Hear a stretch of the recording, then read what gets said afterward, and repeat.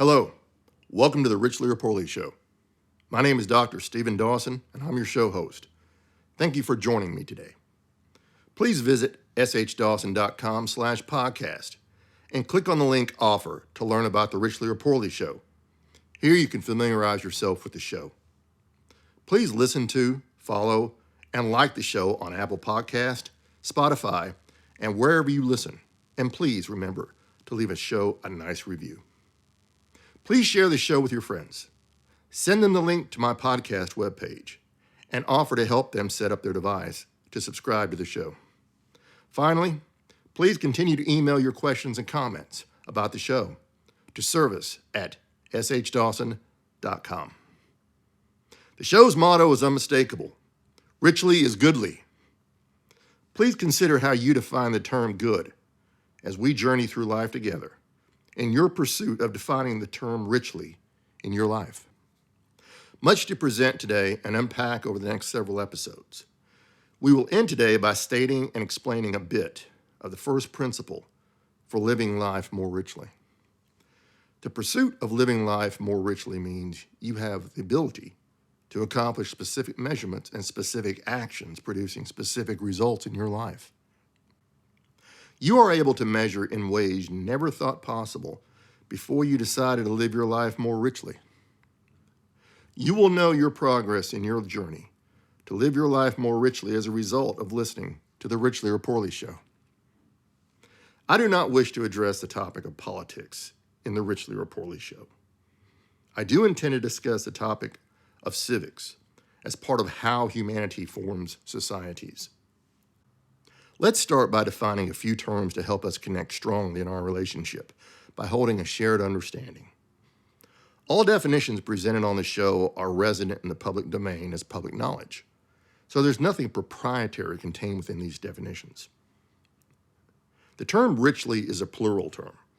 It is an adverb, a term describing a verb. The verb in this case is the term rich. The term rich is a plural term. It is a verb. A verb is an expression of an action, a state, or a relationship between two things. Rich is defined as elaborate, full, or appropriate. Rich is also defined as having either wealth or valuable resources. The term abundantly is a plural term. It is an adverb, a term describing a verb. The verb in this case is the term adamant.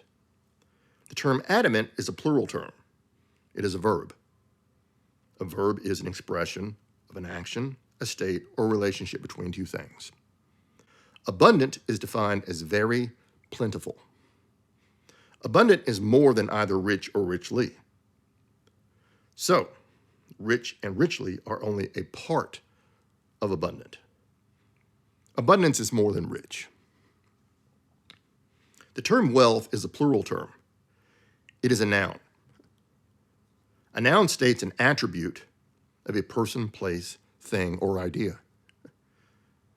Wealth is a great quantity or store of money, valuable possessions, property, or other riches. The term wisdom is a noun. It is a singular term. Wisdom is knowledge of what is true or right, coupled with judgment to act as wisdom defines. Wisdom requires a definition of morality to exist. More on the topic of morality in the show episode coming 2 weeks from today. A fact is a singular term. It is a noun. A noun is either a particular person, place, thing, or idea. It is temporary in duration, changing eventually as it is subjective. The term truth is a singular term. It is a proper noun. A proper noun is a noun that is used to denote a particular person, place, thing, or idea. It is timeless in duration, never changing as it is absolute. Finally, the term civics is a plural term. Civics considers how human rights and how those rights are realized in societies. Politics gets into civics, but politics is about convincing a person listening to agree with the position of a person speaking in an attempt to convince them their position is worth their agreement to gain their vote in some type of election for holding office in the government. Again, the topic of politics is not addressed in the Richly or Poorly show. I urge you to ponder these terms over the coming days. We will consider them during each episode of our time together. The thought of living life more richly is based on holding a clear understanding of how living life more poorly could occur. Let's consider a few examples of living life more poorly from my perspective. My heart goes out to the European Union and the United Kingdom. Some examples. A gentleman by the name of Pavel Durov runs the Telegram messaging service. He was arrested in August 2024 in France. Understand, I have zero facts beyond the fact that he was arrested. But here's how I understand the story. He was flying a private jet. The private jet had a fuel problem. The jet landed in France. He was arrested as soon as the plane landed. 20 minutes later, the plane took off. Why did the flight leave so soon? The next day, he was released. The story is France wanted to arrest him. He was avoiding France. Well, he's a French citizen. Why would he return to France when he knew good and well the French wanted to arrest him? Why did they release him the next day? March 2025. Marine Le Pen was convicted of embezzlement of money for her election. Her sentence was 4 years in prison and a 5-year ban from running for office. February 2024. Former President Nicolas Sarkozy of France. He was sentenced and jailed to the point of prison because of some embezzlement of money from his election. Now again, I don't know the first thing about Nicolas Sarkozy, and I don't know the first thing about Marine Le Pen, other than they were convicted by the French government as French citizens. The people of France now have low tourism and low foreign investment. Clearly, those outside of France are both confused and scared to participate in any way in France. The result is that France has serious financial problems. I don't know how to define a citizen of the United Kingdom from an immigrant to the United Kingdom. The rights and behaviors of each confuse me immensely. My confusion exists because the citizens of the UK have civics ethics that are inconsistent with the civics worldview held by the majority of UK citizens. Germany has decided to risk the next 2 decades on a loan they have undertaken to fund their country. It's a high-risk loan. They seem to have no other option other than the loan to fund their country. There are real monetary and societal problems in these countries, from choices these countries cannot seem to either unwind or stop. My heart goes out to the members of Asia, Philippines, North and South Korea, Japan, Hong Kong, Guam, Singapore. The typhoons and earthquakes and tsunamis are tough on these locations. Add in the volcano activity in northern Philippines. I read last week 252 metric tons of plastic waste goes into the ocean every year from the Philippines.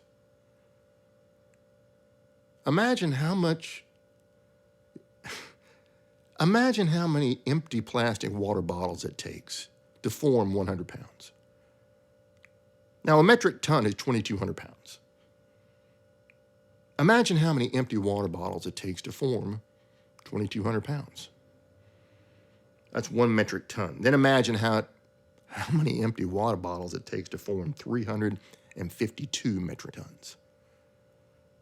Number 2, China, 242 metric tons. The Philippines could be transformed by the plastic industry alone. They have to be enabled to recycle that plastic. They can turn it into water bottles, to toys, to car part manufacturing. Endless jobs, endless economic growth. Why is this not happening? I hope the day will come when members of North and South Korea can reunite with their families. I hope the people of South Korea can find forgiveness in their hearts to not imprison the president they removed from office in 2024.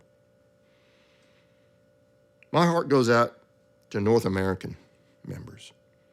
The United States will not remain together with society splitting, with no more middle ground for the people to live together. Mexico is overwhelmed by drug production and drug distribution. Canada seems to have lost its way forward as a part of the continent. My heart goes out to members of my target audience: financial investors, skilled workers, service workers, and homemakers. Financial investors. It has been my experience that the most unhappy person in this world is the financial investor. They exist to buy at a low price and sell at a high price as quickly as possible, all while bearing the lowest risk possible. $10 is $10 for such a perspective. I have been in that state as a financial investor. The perspective may help money go into the pocket, but it does little to help live life more richly. The answer for this crowd is to reconnect with humanity. Skilled workers. Automation continues to perform more tasks involved in skilled work. I recall October 1995. I met a master welder working at Newport News Shipyard, Newport News, Virginia. He was paid $41 per hour, which was good money at the time. And his job was to monitor a robotic welder. The robot welder replaced his job. The welder said he never saw the robot fail. That's 30 years ago. I would love to be able to access the skilled labor in this crowd with their many abilities for projects other than multi-million-dollar, multi-year projects. But their business model does not support anything but larger buyers. The answer for this crowd is to change their business model. Service workers. Automation continues to do more tasks involved in service work. Robots, putting up brick walls, putting up cinder blocks. Last year, I saw in Japan, civil engineering. Now imagine this, you have a big field. You set up a tripod, you put a machine on top of the tripod. The tripod has a laser, and it takes pictures of the land, three-dimensional pictures of the land. You then have bulldozers and backhoes and other heavy equipment. But none of that equipment has a person on site. The equipment is remote controlled. 20, 30, 40 miles away, there's a person sitting in a comfortable, cool environment in a machine that simulates the cockpit of the bulldozer or the backhoe. They've got video cameras all around them. And the laser takes a continuous three-dimensional picture of the ground. You've got another team monitoring the work. Is the ground changing for civil engineering as the project requires, as the blueprint requires? Well, that means the smaller companies are not going to be able to compete with this combination. 1995, I worked for Steinway Piano. I was up in New York going through training to become an assistant manager. And I met Henry Steinway IV. He shook my hand. I was number 2 in the company for sales. He congratulated me. He looked me in the eye and he said, "I wish the piano business were not over." And he walked away. Now, I had just got certified on the manufacturing of this product, the Steinway piano. I turned to the national sales director and asked, "What does he mean?" The national sales director told me Henry Steinway IV believes that the future is not in the acoustic piano, but in the digital piano. And he was right. By 1998, digital piano overtook sales of the acoustic piano in the United States. Henry Steinway at the time was CEO of the Steinway Piano Company. The answer for this crowd is to embrace technology through robotics that are on the rise in many parts of many societies and become expert users of robots. Homemakers.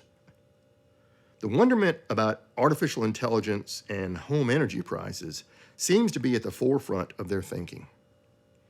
The data centers involved with artificial intelligence are causing energy prices to rise faster than at any point in history. 80% of the existing and new data centers in this world are in the United States. Why? What are the other countries doing? The answer for the financial investor to gain more profit is found in the homemaker. This relationship will help the homemaker be a part of artificial intelligence and prevent energy prices from rising as quickly as they have over the past 4 years. More on this topic in a future episode. Today, the financial investor is searching for enough electricity to power the data centers, to operate the artificial intelligence, to feed into the next generation of computing, called quantum computing. They will never find enough electricity without the buy-in of the skilled workers, the service workers, and the homemakers. None of these groups is going to pay for higher electricity costs to their homes so the data centers can operate. Those in elected office will never force them to pay for more electricity cost. Today, the skilled workers are often unwilling to embrace more technology in any form of robotics. They don't have the choice. The smartphone many hold in their hand proves technology is not going away anytime soon. Today, the service workers are often unwilling to embrace more technology in any form of robotics. They don't have a choice. The smartphone many hold in their hand proves technology is not going away anytime soon. Today, the homemakers are trying to understand how their roles as mothers, fathers, and grandparents can care for their children, their grandchildren, their nieces and nephews, with the decline of primary and secondary academic scores, all while artificial intelligence continues to grow around us. Check the website edchoice.org, edchoice.org, for some solid numbers on the conditions of schooling in the United States today. Then go look for the numbers in your country. You'll find the number one area in learning decline is arithmetic. It's impossible to have critical thinking without arithmetic. It's impossible to have mathematics without arithmetic. And you cannot build a sentence if you do not understand the syntax of a language. Syntax is built by understanding how to form a sentence, which is critical thinking, which comes from learning arithmetic, which is why we teach our children numbers before we teach them language. The listener attributes of the intended show audience hold feelings within them of being either poor or brokenhearted, or imprisoned or blind or oppressed. I encourage you to understand that it is possible to be free of these conditions and live your life more richly than you've ever known. I leave you today with the declaration of the first principle I have found as paramount, undeniable, and non-negotiable to living life more richly. I will not explain the principle today. I will explain it during the next episode. I do this to help you to align the terms I have presented today with the first principle as you consider this week all that you've heard today. Principle 1. Understand your data life cycle. Please do listen occasionally to the show launch episode to help you recall the purpose of the show as a whole. The show launch episode provides, in a few minutes, all you need to understand why the show holds value for you. Well, that's it for today. Richly is goodly. Are you understanding more about the terms richly and goodly in your life and how you want to apply them in your life? Please consider all you've heard from me today. Try to settle in your mind my role in your life. Doing so will help you be ready to continue your journey with loads of joy and excitement about the good results in your life gained from experience all I have to share with you. Thank you for joining me for this episode of the Richly or Poorly Show. I have enjoyed presenting to you today. Until the next episode, I hope you will be safe and join me next week. Until then.